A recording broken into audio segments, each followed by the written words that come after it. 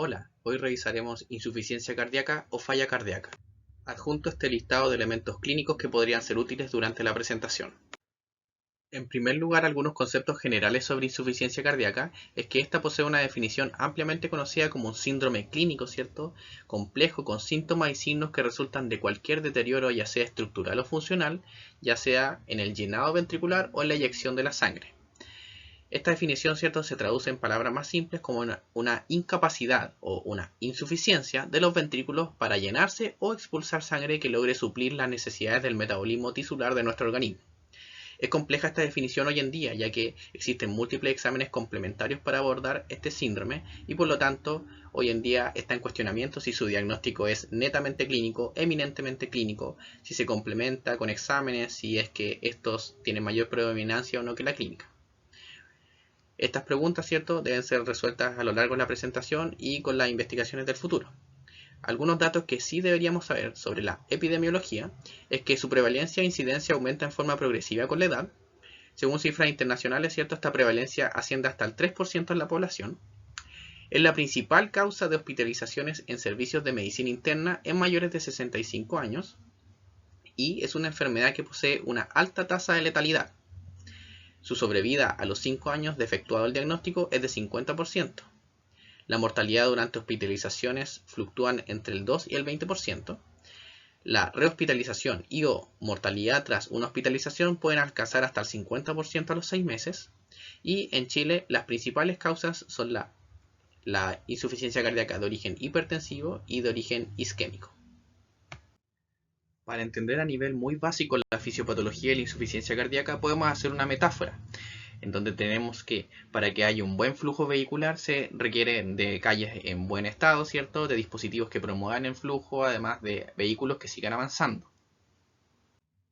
En ese sentido, si uno de los componentes del sistema se altera, se genera congestión vehicular y los vehículos no pueden llegar a su destino. Si la alteración se genera en otro sitio del sistema, la congestión vehicular recaerá alterando en esa zona, siempre considerando que la congestión podría eventualmente afectar a todo el sistema.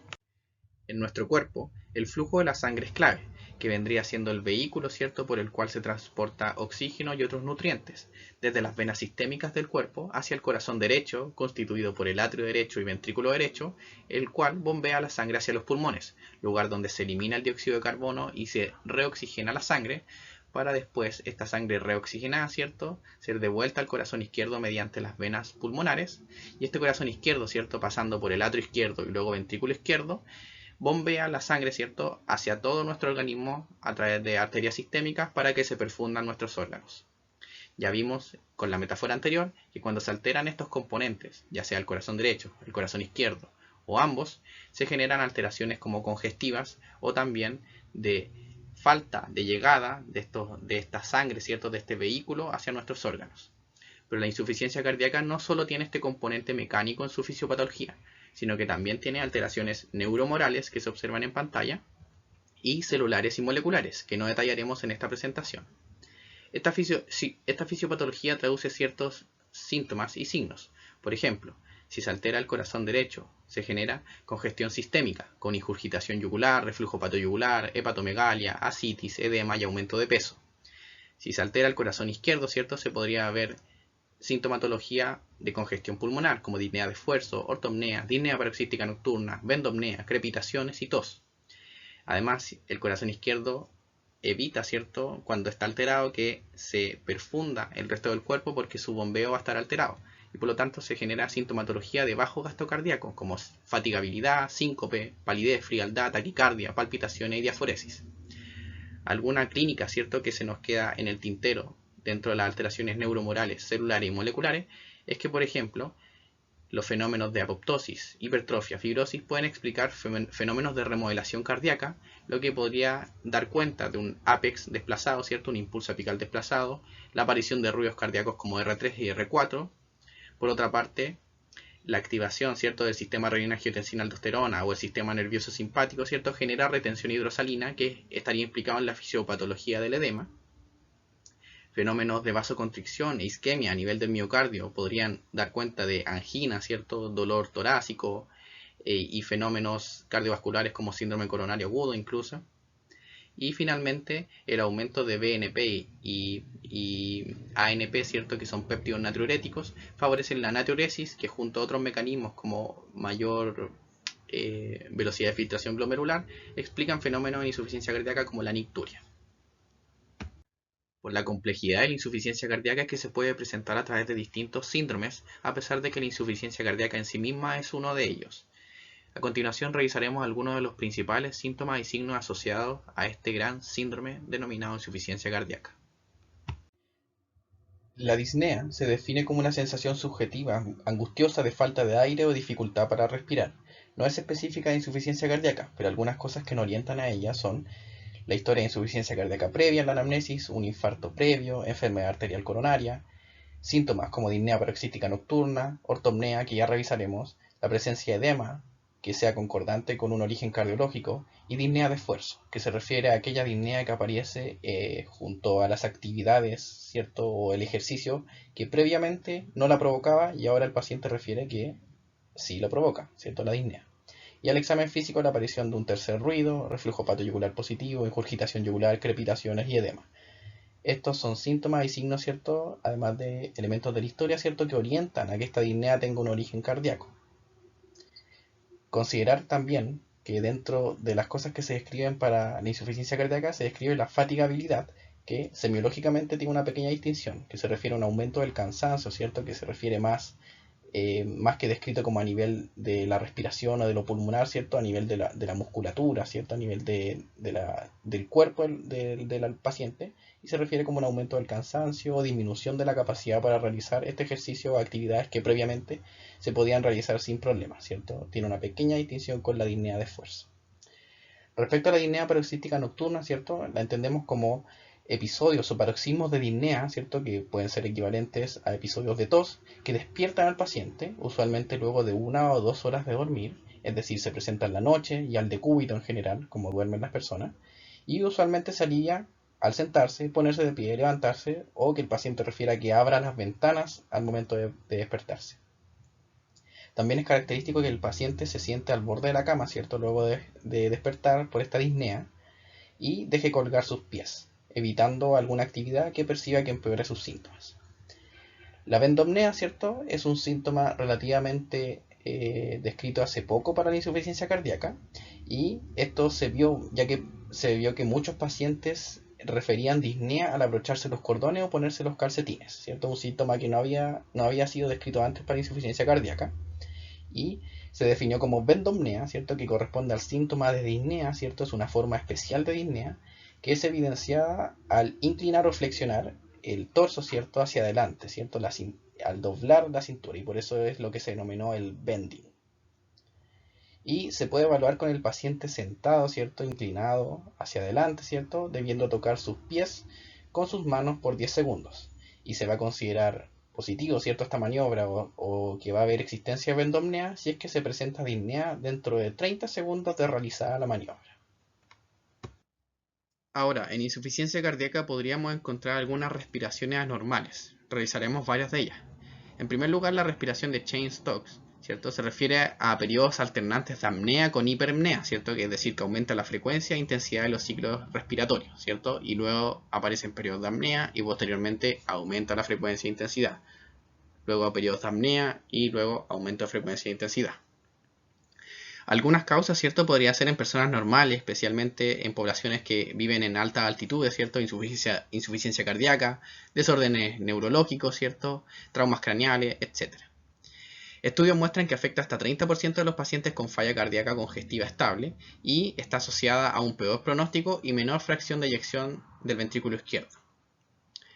La ortopnea, por su parte, consiste en la disnea que aparece cuando el paciente se acuesta, ¿cierto? Es decir, al decúbito, pero que es aliviada al sentarse, levantarse o colocar almohadas en su cabecera. Clásicamente esto último es lo que uno tiende a más preguntar, si se coloca 2 o más almohadas, ¿cierto? Para dormir. Las causas, ¿cierto? Puede ocurrir en insuficiencia cardíaca, pero también en personas con ascitis masiva, ¿cierto? En parálisis diafragmática bilateral, derrame pleural, obesidad mórbida o neumonía severa. Estudios han visto, ¿cierto?, que la ausencia de este síntoma en pacientes con EPOC disminuye la probabilidad de que tengan difusión ventricular, pero su presencia tiene un valor limitado en detectarla. Con esto quiero decir, ¿cierto? Como un dato de la evidencia, ¿cierto? Que las personas con EPOC, ¿cierto? Tienen mayor probabilidad de desarrollar insuficiencia del ventrículo derecho. Y la ausencia, ¿cierto? De ortopnea disminuye la probabilidad de encontrar alguna disfunción ventricular. Sin embargo, su presencia tiene un valor limitado, ¿cierto? En detectarla. La trepopnea, ¿cierto? Consiste en la disnea que empeora en una de las posiciones del decúbito lateral, pero es aliviada en la otra, ¿cierto? En la contralateral. Las causas es que se han descrito 3 causas primarias, ¿cierto? La enfermedad pulmonar unilateral, ¿cierto? Como un derrame pleural unilateral. La insuficiencia cardíaca, ¿cierto? Especialmente en aquellos pacientes con cardiomiopatía dilatada. Y en caso de tumor mediastinal o endobronquial que comprima alguna vía aérea o vasos, ¿cierto? En una de las posiciones, pero no en otra. Ahora, hablemos un poquito del edema de la insuficiencia cardíaca. El edema cardiológico, ¿cierto? Puede tener una instalación variable, ¿cierto? Un perfil agudo, crónico o crónico reagudizado. Clásicamente se describe como un perfil más bien crónico, pero la verdad es que puede ser cualquiera de estos que mencioné. Lo que sí está muy asociado es que se localiza en zonas de declive, ¿cierto? Estas zonas son dependientes de la gravedad y por lo tanto se acumula en miembros inferiores de forma bilateral. Si es que el paciente está sentado o acostado, ¿cierto? Se localiza a nivel del sacro, ¿cierto? Un edema cardiológico, ¿cierto? En personas hospitalizadas se tiene que buscar en el sacro. Y, ¿cierto? En casos de que el edema puede ser bastante extenso, pues incluso puede llegar a la citis, ¿ya? Como fue mencionado, el edema de miembros inferiores es bilateral, es simétrico, ¿ya? Aparece clásicamente al levantarse o al bipedestar, ¿cierto? Y por lo tanto el paciente reporta un predominio matutino. Cuando me levanto, ¿cierto? Cuando empiezo a hacer las cosas del día, ¿cierto? Aparece el edema en miembros inferiores, sí, porque aparece en zonas de declive, ¿cierto? Gravitatorio dependiente. Y cuando se acuesta, ¿cierto? En el decúbito, la verdad es que puede atenuar. El edema, ¿cierto? Es blando y por lo tanto tiene fobia positivo, no tiene signo inflamatorio, ¿cierto? Y en caso de que haya bajo gasto cardíaco, ¿cierto? La temperatura podría ser fría e incluso también podría haber cianosis. Y si es que el paciente se presenta con edema, buscamos los otros síntomas, ¿cierto? Disnea de esfuerzo, ortopnea, disnea paroxística nocturna y un tercer ruido cardíaco, el examen físico, etc. Ahora, ¿cómo está la presión venosa, ¿cierto? En insuficiencia cardíaca. La verdad es que tenemos distintas maneras de evaluar la presión venosa. Aquí vemos cómo determinar la presión venosa yugular, para lo cual hay un video específico que les recomiendo ver, ¿cierto? Dentro de este canal. Y la verdad es que cuando medimos mediante esta técnica, ¿cierto? Con una regla y tenemos una altura venosa mayor a 3 centímetros, ¿cierto? Es que podemos hablar de que la presión venosa yugular está aumentada. Otra forma de hacerlo, ¿cierto? Es a través del reflujo hepatoyugular, ¿cierto? Que consiste en hacer una presión, ¿cierto? Con la mano, ¿cierto? A nivel del cuadrante superior derecho durante 30 segundos y se va a considerar un reflujo hepatoyugular positivo, ¿cierto? Cuando hay un aumento de la presión venosa yugular, ¿cierto? De esta altura venosa de la yugular a nivel del cuello, que es mayor a 3 o 4 centímetros durante al menos 10 segundos, es decir, es persistente a pesar de esta presión. Considerar que en personas normales yo puedo presionar el cuadrante superior derecho por este tiempo y lograr que la presión venosa yugular aumente, pero este aumento no es sostenido, ¿ya? El reflujo hepatoyugular positivo clásico es cuando aumenta más de 3 a 4 centímetros y es persistente o se mantiene, ¿cierto? Clásicamente descrito durante 10 segundos. Y otra forma, ¿cierto?, que podría evidenciar, ¿cierto?, una presión venosa aumentada, ¿cierto?, es mediante el signo de Kussmaul, ¿cierto?, en donde nosotros tenemos que saber que normalmente cuando inspiramos hay un colapso de las venas, ¿cierto?, ya que al inspirar uno produce una presión negativa en el tórax y por lo tanto aumenta el retorno venoso. Aumenta el retorno venoso hacia el corazón, ¿ya? Y por lo tanto las venas del resto del cuerpo, como las venas del cuello, tienden a colapsarse, a disminuir su cantidad de sangre que tienen dentro, ¿cierto? Porque aumentó ese retorno venoso hacia el corazón. El signo de Kussmaul, ¿cierto?, es la pérdida del colapso, ¿cierto? O también puede ser entendido como el aumento de la presión venosa cuando inspiramos, ¿cierto? Lo que es totalmente lo contrario a lo fisiológico que yo les estaba comentando. Y este signo de Kussmaul puede aparecer en pericarditis constrictiva, en insuficiencia cardíaca severa, en embolismo pulmonar, en infarto del ventrículo derecho. Ahora, respecto a los ruidos cardíacos, ¿cierto? Hay que comentar que los ruidos cardíacos, ¿cierto? Tenemos ruidos fisiológicos, ¿cierto? Como R1 y R2. Tenemos ruidos que pueden ser o no fisiológicos como R3. y ruidos que siempre son patológicos como R4. Revisemos un poquito de los ruidos de R3 y R4. Ambos, ¿cierto?, son sonidos que se producen por un llenado ventricular rápido, ¿cierto?, pero que difieren en su temporalidad y significado clínico. Se describen como sonidos de baja frecuencia y por lo tanto es más conveniente auscultarlos con la campana del fonendoscopio y clásicamente se tienen que buscar en el ápex cardíaco, ¿cierto?, en el choque de la punta. El tercer ruido cardíaco en específico, ¿cierto?, aparece en la diástole temprana, ¿cierto?, justo después de R2.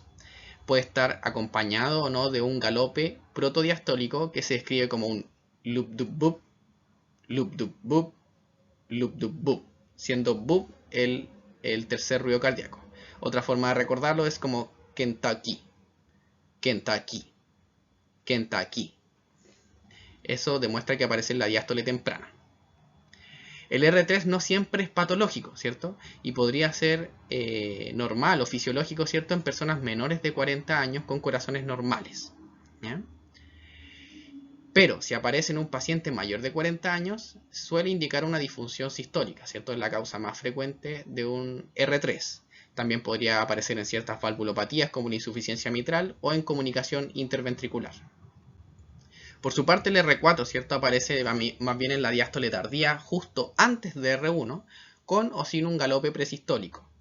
El ruido se describe como un B-loop-dub, B-loop-dub, B-loop-dub, siendo B, ¿cierto?, el R4, o dicho de otra forma como la mnemotecnia de Tennessee, Tennessee, Tennessee.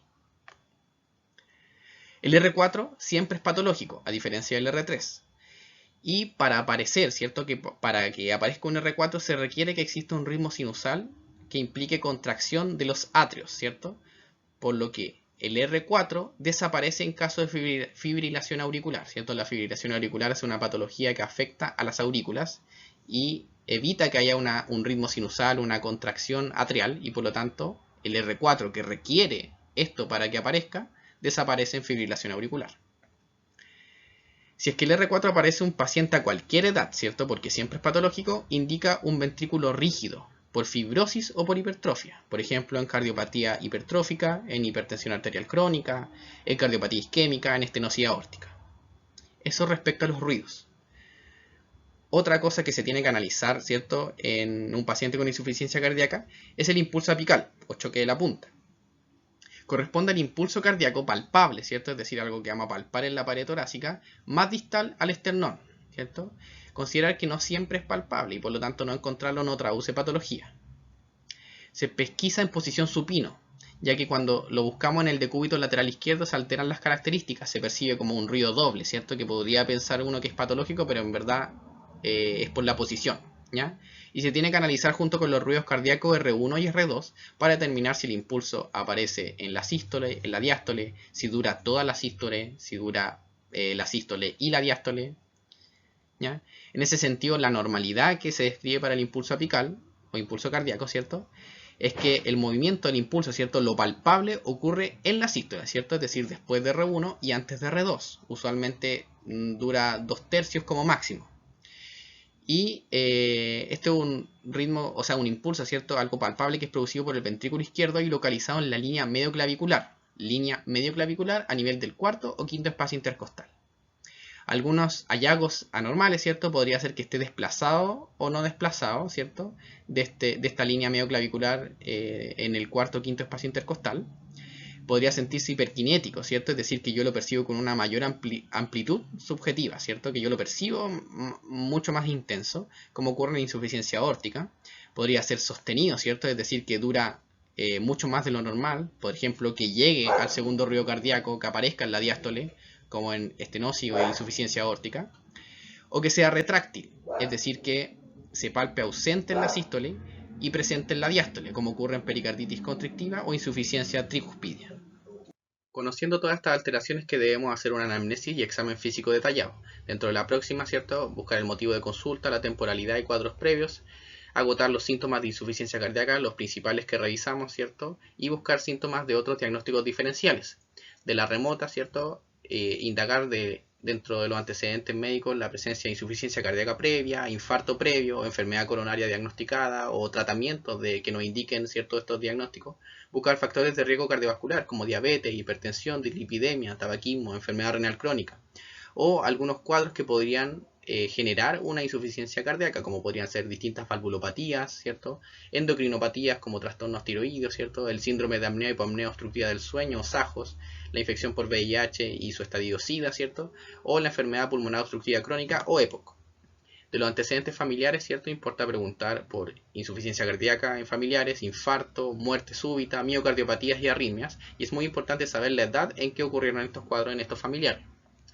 De los hábitos, ¿cierto? El tabaquismo como factor de riesgo cardiovascular, el uso de alcohol y cocaína que pueden eventualmente generar una insuficiencia cardíaca, ¿cierto? El alcohol clásicamente produce una miocardiopatía alcohólica en donde se dilata el corazón, y otras drogas a preguntar. De los antecedentes del resto, ¿cierto? Preguntar siempre lo quirúrgico, hospitalizaciones previas, uso de fármacos, ya sea de la insuficiencia cardíaca, de comorbilidades, e incluso se han descrito fármacos que producen toxicidad cardíaca como las antraciclinas, que son un tipo de quimioterapéutico que eventualmente podrían generar insuficiencia cardíaca. Y siempre preguntar por alergias y vacunas. Del examen físico, ¿cierto? Tenemos los signos vitales, ¿cierto? En donde podría haber taquicardia o bradicardia, ¿cierto? Bradicardia incluso secundaria al tratamiento con beta bloqueadores que muchos pacientes con insuficiencia cardíaca reciben. Taquicardia en casos de descompensación, ¿cierto? También en otros casos de descompensación o insuficiencia cardíaca aguda, taquimnea, ¿cierto? Distintas alteraciones de la presión arterial como hipertensión, normotensión, hipotensión. Y en caso de que se pesquise fiebre, ¿cierto? Esta siempre debe hacer sospechar una infección descompensante de la falla cardíaca o un diagnóstico diferencial. Dentro del examen físico general, ¿cierto? Buscar palidez, como que podría haber una anemia, ¿cierto? Que descompense la insuficiencia cardíaca, o palidez secundaria, un shock de origen cardiogénico, ¿cierto? Ver las venas del cuello buscando ingurgitación yugular, ¿cierto? Llene capilar enlentecido o moteado, también en caso de shock cardiogénico, insuficiencia cardíaca aguda, ¿cierto? Y el edema de miembros inferiores bilateral o en zonas de declive. Además, podemos hacer un examen físico dirigido. ¿Y dirigido a qué? Obviamente a lo cardiovascular, ¿cierto? Viendo la taquicardia, si es que hay un tercer ruido o cuarto ruido con o sin galope, si es que hay pulso irregularmente irregular, como puede aparecer en la fibrilación auricular como motivo de descompensación o causa de una insuficiencia cardíaca, si es que hay soplos, ¿cierto? Ya sea soplos por un estado hiperdinámico como ocurre en la anemia, o soplos de una valvulopatía específica que esté produciendo la insuficiencia cardíaca, el ápex desplazado, ¿cierto? Como ocurre en insuficiencia mitral, en insuficiencia aórtica, miocardiopatía dilatada. Dentro de lo respiratorio, muy importante, tiene que ir siempre, en estos casos, ¿cierto? Buscando crepitaciones pulmonares, sibilancias, ¿cierto? Que estas son menos audibles en personas con insuficiencia cardíaca y podrían quizás hacer sospechar un diagnóstico diferencial. Y la presencia o no de derrame pleural uni o bilateral. Además, a nivel abdominal, ¿cierto? Podríamos eventualmente pesquisar la presencia o no de ascitis, hepatomegalia y reflujo hepatoyugular. Esta anamnesis y examen físico debe ser complementada, ¿cierto? Con exámenes, ¿cierto? Como electrocardiograma, radiografía de tórax, péptidos natriuréticos y ecocardiograma, que revisaremos al final cuáles son sus principales utilidades. Con todo esto, ¿cierto? Podemos clasificar al paciente con insuficiencia cardíaca según estos distintos criterios.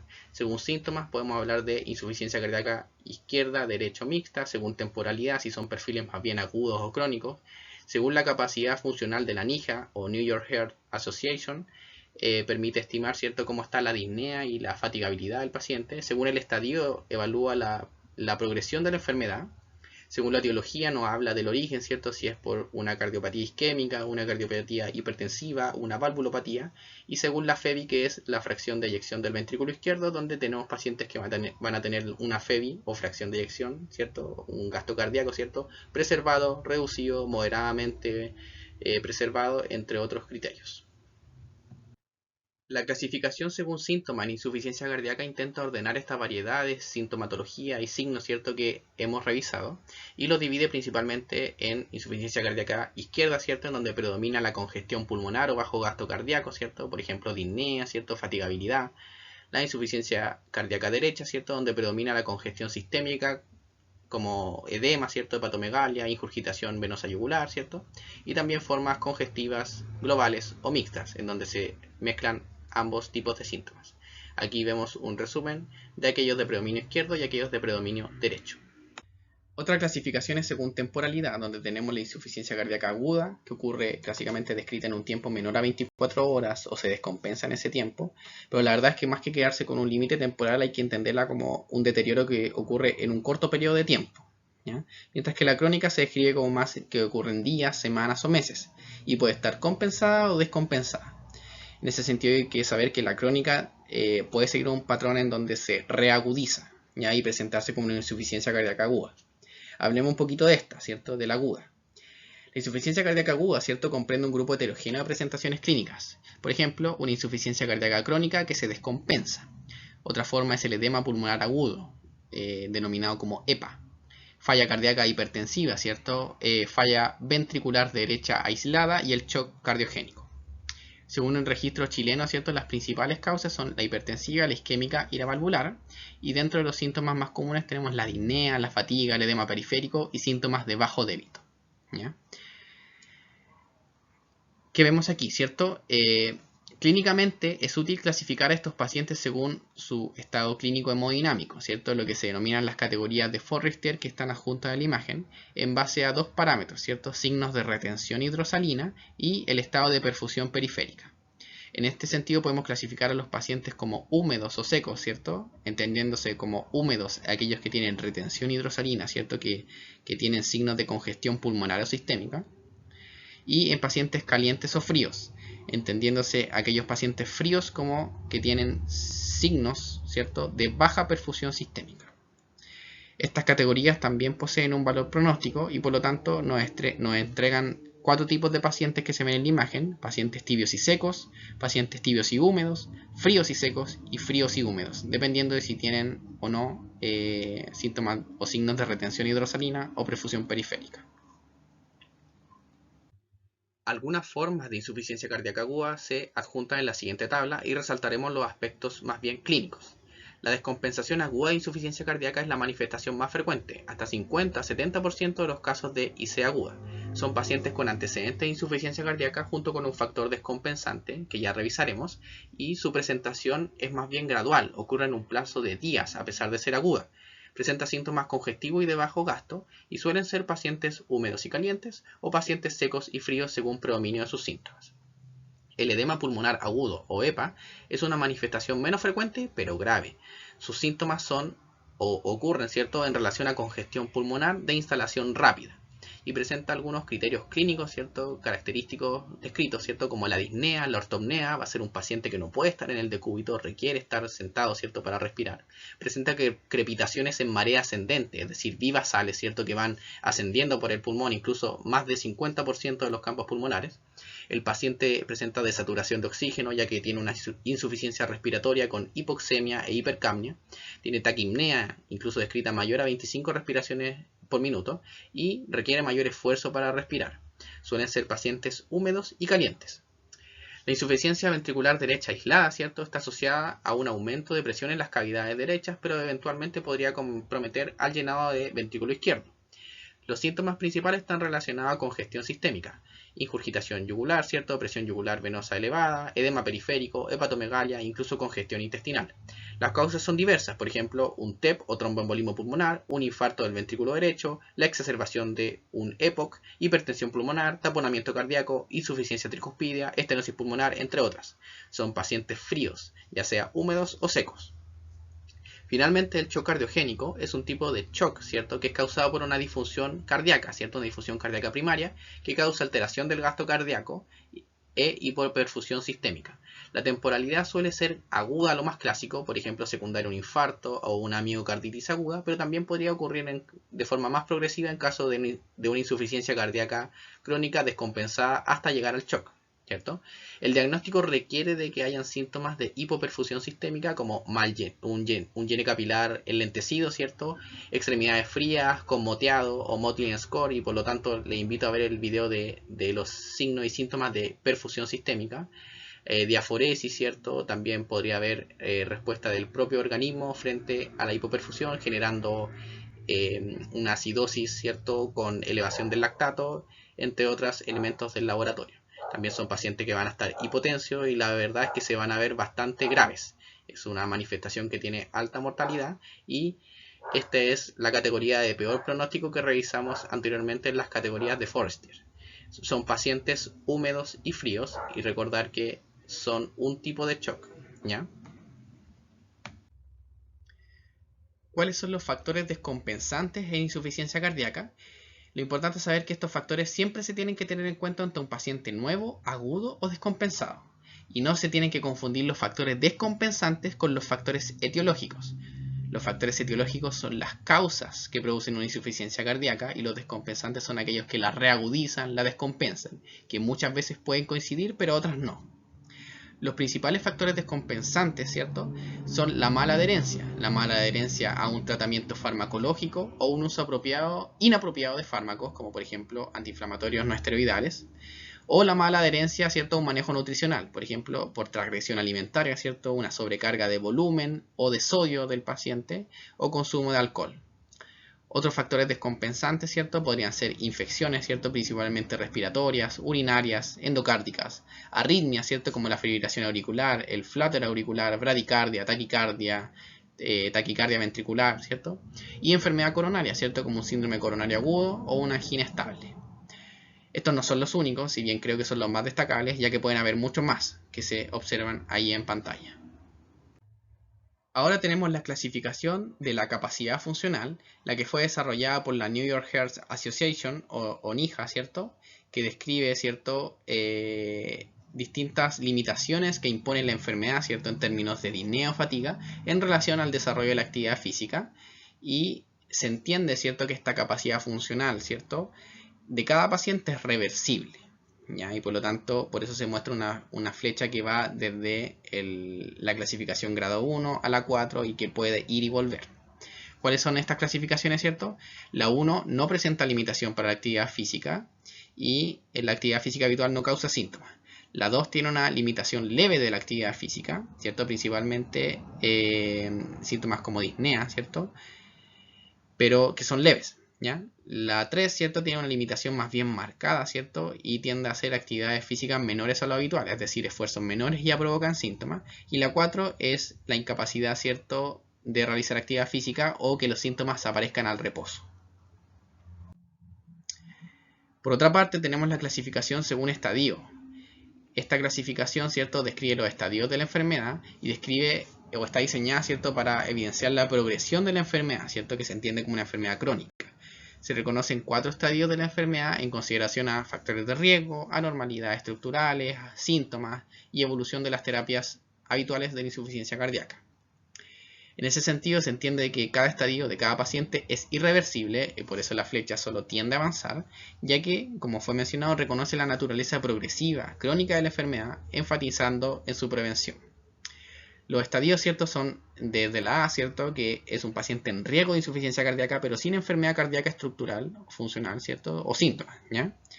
La B, ¿cierto?, es una enfermedad cardíaca estructural, pero sin clínica, sin síntomas ni signos. Y la C, ¿cierto?, presenta síntomas o signos, ya sea previos o actuales, de insuficiencia cardíaca. Aquí una mnemotecnia para recordarles que la C, ¿cierto?, se escribe como la etapa C de la etapa sintomática, ¿cierto?, como mnemotecnia, es decir, que hay síntomas actuales o previos de insuficiencia cardíaca. Y la D, ¿cierto?, es aquella etapa que es refractaria a terapias habituales y que requiere, por lo tanto, intervenciones especializadas. Para cada uno de estos estadios hay criterios y definiciones particulares que no son objetivo de esta presentación. Ahora, respecto a la etiología, vemos en estas tablas, ¿cierto?, que están ahí a propósito con la letra pequeña para evidenciar que son múltiples las causas de insuficiencia cardíaca. Pero ahora, que por ejemplo nos dice esta guía clínica, ¿cierto?, que a grandes rasgos la insuficiencia cardíaca puede ser clasificada como isquémica, ¿cierto?, si la causa es una cardiopatía isquémica, ¿cierto?, con enfermedad coronaria significativa, o no isquémica, ¿cierto?, secundaria a cardiopatía hipertensiva, miocardiopatías de diferente origen, cardiopatía valvular o congénita. Entonces, en resumen, según la etiología, de entrada tenemos que saber si es una insuficiencia cardíaca isquémica, ¿cierto?, o si es no isquémica, dentro de las cuales la principal causa que destaca es la hipertensión arterial crónica. Ahora, considerar que algunas de las causas son reversibles o autolimitadas, ¿ya?, y que podrían estar descompensando un paciente, y que si manejamos la causa podría llegar a ser un cuadro reversible. Según la fracción de eyección del ventrículo izquierdo, ¿cierto? O FEBI, ¿cierto? Que es un parámetro ecocardiográfico, es que podemos clasificar a pacientes, lo que se asociaría a ciertos perfiles de estos mismos, a causas, pronósticos y tratamiento. En esta tabla vemos cómo se clasifica. Se habla de fracción de eyección reducida, ¿cierto? Cuando tenemos una FEBI menor o igual al 40%. Se habla de una FEBI, ¿cierto?, mejorada cuando teníamos un paciente que previamente tenía una fracción de eyección reducida, ¿cierto?, menor o igual al 40%, y en el seguimiento, ¿cierto?, se detecta una FEBI mayor al 40%, es decir, un paciente que evolucionó sobre el 40%. Tenemos una fracción de eyección moderadamente reducida, ¿cierto?, que cuando se ubica entre 41 y 49%. Y tenemos al paciente con FEBI preservada cuando tenemos una fracción de eyección del ventrículo izquierdo mayor o igual al 50% y que tiene evidencia, ¿cierto?, ya sea espontánea o provocada, de tener presiones de llenado elevada del ventrículo izquierdo. Es decir, alguna evidencia funcional o estructural de enfermedad, ya que la FEBI está preservada. Con lo anterior, ¿cierto?, vemos que los pacientes pueden inicialmente tener cierta fracción de eyección y evolucionar en el seguimiento y cambiar esto. Por lo tanto, la FEBI se podría entender como un parámetro relativamente dinámico. De forma general, al comparar los grupos de insuficiencia cardíaca con función sistólica reducida versus aquellos con preservada, se ve que aproximadamente estos se distribuyen de manera equitativa, 50 y 50%. Dentro de las causas de aquellos con FEBI reducida están las cardiovasculares, tóxicas, infecciosas y otras, y dentro de aquellas con función sistólica preservada están por aumento de la poscarga, valvulopatías, causas infiltrativas genéticas y otras que se detallan en la imagen. Una pregunta muy válida es si podemos orientarnos a partir de la clínica a saber si un paciente va a tener FEBI reducida o preservada. En ese sentido, se ha asociado con mayor frecuencia a tener una FEBI reducida pacientes de toda edad, pero con un predominio entre los 50 y 70 años, de sexo masculino, ¿cierto?, que tienen el antecedente de un infarto previo o revascularización miocárdica, que presentan síndrome de apnea y hipopnea obstructiva del sueño y otros antecedentes como hipertensión, diabetes y fibrilación auricular. Al examen físico apoya fuertemente la presencia de FEBI reducida, la presencia de un tercer ruido cardíaco o R3, ¿cierto?, y un impulso apical desplazado. Por su parte, ¿cierto?, la FEBI preservada, ¿cierto?, se asocia con mayor frecuencia a pacientes de mayor edad, ¿cierto?, personas mayores, ancianos, de sexo femenino, ¿cierto?, que tienen antecedentes de hipertensión arterial y diabetes mellitus, fibrilación auricular y otros menos asociados como EPOC, enfermedad renal crónica y también el síndrome de apnea obstructiva del sueño. Al examen físico, ¿cierto?, destaca más la presencia de un cuarto ruido cardíaco, ¿cierto?, siempre y cuando no haya fibrilación auricular, y un reflujo hepatoyugular positivo. Respecto al estudio diagnóstico de insuficiencia cardíaca, tenemos que saber que si bien la insuficiencia cardíaca es un síndrome, ¿cierto?, se refiere como un síndrome, ¿cierto?, que comprende signos y síntomas, ¿cierto?, el diagnóstico va a ser, a mi parecer, eminentemente clínico, pero actualmente se requiere otras herramientas complementarias como la ecocardiografía, ¿ya? Y por lo tanto el diagnóstico va a estar basado en la presencia clínica de insuficiencia cardíaca, la demostración, ¿cierto?, de evidencia objetiva de anormalidad cardíaca, y en caso de duda, ¿cierto?, podría ser la respuesta al tratamiento dirigido para la enfermedad. Ahora, ¿qué algoritmo diagnóstico les entrego, ¿cierto?, modificado de algunos otros? Es que cuando sospechemos, ¿cierto?, insuficiencia cardíaca en pacientes, ¿cierto?, lo primero que tenemos que hacer es una evaluación inicial con la historia clínica, ¿cierto?, examen físico, y aplicar los criterios de Framingham, que ya revisaremos. Todo esto descartando siempre que haya necesidad de hospitalización para estos pacientes, ¿cierto?, que podrían tener clínica grave. Luego hacemos algunos exámenes iniciales, principalmente electrocardiograma, radiografía de tórax, ciertos exámenes de laboratorio iniciales y considerar los péptidos natriuréticos, que tienen todos estos exámenes principal rol en descartar la enfermedad. También después, ¿cierto?, si es que no descartamos la enfermedad, debemos hacer una confirmación diagnóstica determinando cuál es la causa, ¿cierto?, la clasificación que le hacemos a este paciente, evaluar distintos parámetros mediante el ecocardiograma, para lograr hacer una evaluación estructural y funcional, ya incluyendo la fracción de eyección del ventrículo izquierdo. Y finalmente hacer un manejo, ¿cierto?, evaluando los precipitantes y previniéndolos, manejando otras comorbilidades e iniciando el tratamiento propiamente tal de la insuficiencia cardíaca. Esto con un seguimiento y evaluación, ¿cierto?, de lo que sería la fracción de eyección del ventrículo izquierdo. Como se mencionó, debemos realizar el diagnóstico diferencial de insuficiencia cardíaca siempre, y esto se realiza según síntomas o signos que presente el paciente.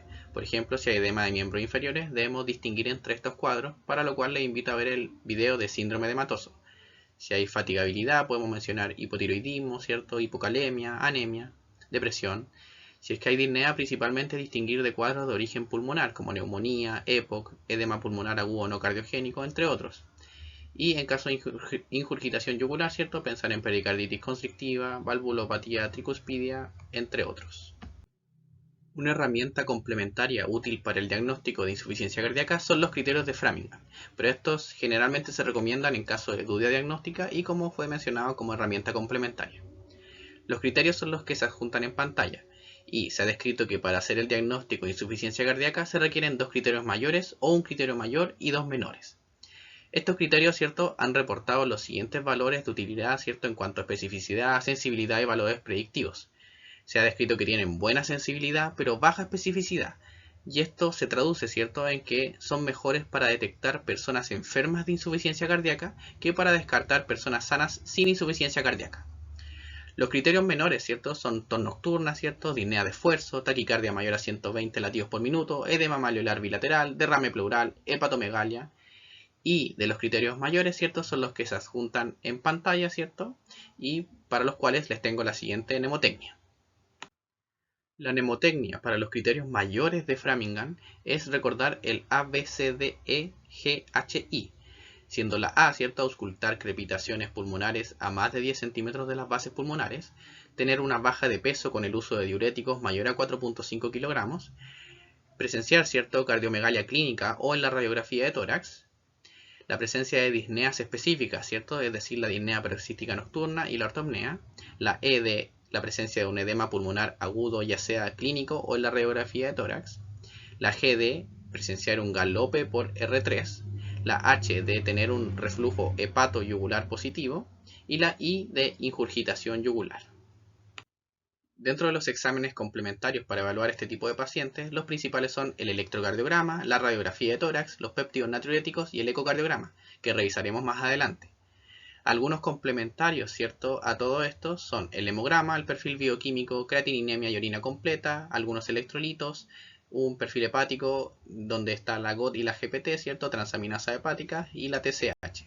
Y en casos específicos, estos otros que se evidencian en pantalla.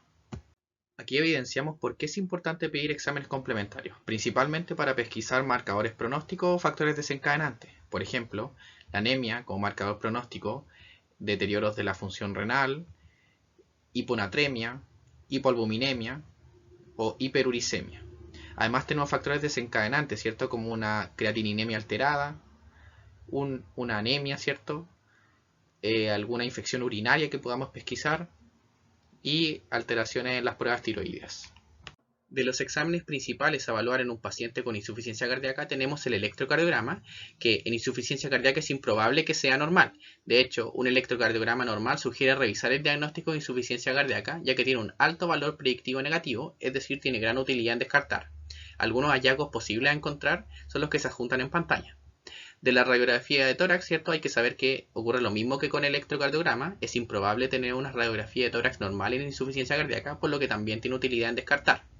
Permite también hacer el diagnóstico diferencial con enfermedades pulmonares y algunos hallazgos posibles de encontrar también se adjuntan en pantalla. Los péptidos natriuréticos BNP y proBNP son neurohormonas que se liberan en el miocardio ante la sobrecarga de presión, volumen o una anoxia miocárdica.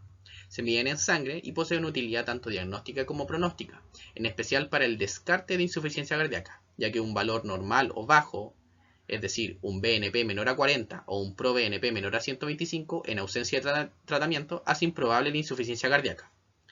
También hay que considerar que hay condiciones que alteran estos valores, ya sea en su alza o disminución.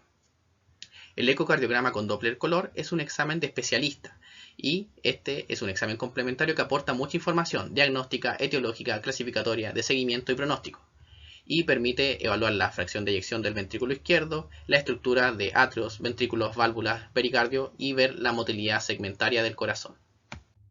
Finalmente, adjunto este algoritmo para el diagnóstico de insuficiencia cardíaca, que es de la Guía Clínica de Insuficiencia Cardíaca del Ministerio de Salud chileno. Para que lo revisen, considerar que este algoritmo hace uso de los péptidos natriuréticos cuando tenemos un diagnóstico dudoso de insuficiencia cardíaca. Muchas gracias por escuchar.